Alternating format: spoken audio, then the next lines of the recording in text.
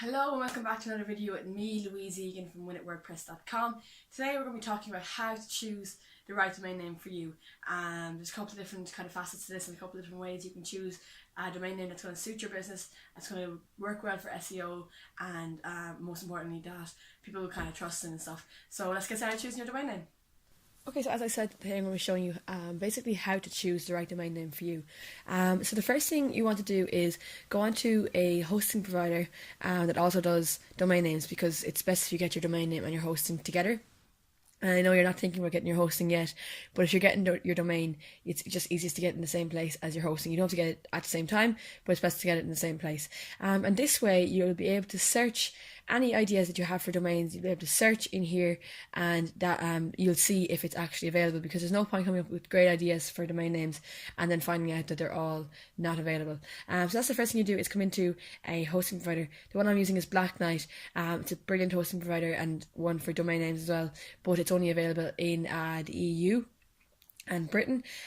So if you are in America, maybe the best place is Bluehost, or if you are outside the EU even, Bluehost is a very good solution as well.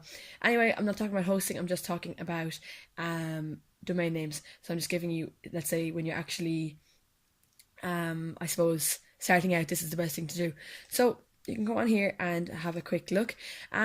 First thing you want to do is thinking about where, basically, what is your service or what is your product. So is it a blog? Is it is it e-commerce? And then if so, what are you selling? So are you selling, let's say, fitness clothing? Are you selling just clothing? Are you selling, I don't know, toys? What are you selling?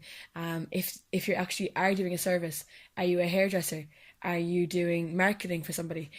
Think about what your service is, because it'll really help your SEO if you manage to get something to do with what you're selling into your domain name. So for example, if you had, let's say my other business, we have a domain name and it's I Spy Clothing. So that helps to have clothing in there. So think about what you're doing and think about how you can fit that into your domain name.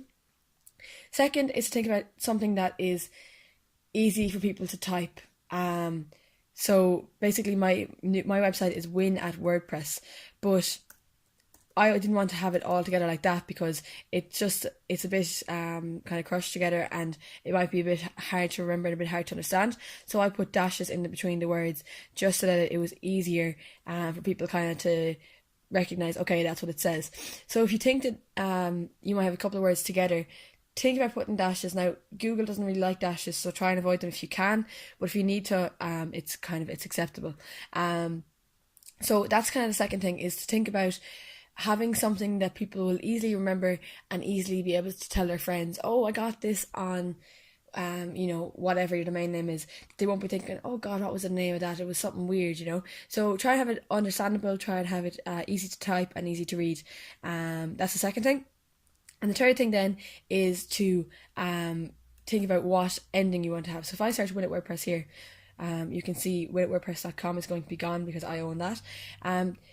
But basically, you can see here, it'll give you a big list. If you search what you're thinking about for your domain name, it'll give you a massive big list of endings that you can use, Now, obviously, it's kind of best to use .com, because .com kind of, it's worldwide recognized, and people will definitely they'll be more likely to trust it, rather than, say, if I have .ie, people in foreign countries, .ie kind of doesn't mean anything to them. That's the Irish one. It doesn't really mean anything to them, so they might not be kind of as willing to trust it and as willing to go onto a website like that. And especially if you're in kind of a lesser known country, like say .co.uk is fine if you're in the UK, but if you're in kind of a lesser known country, it might be best to use .com if you can, or even .org.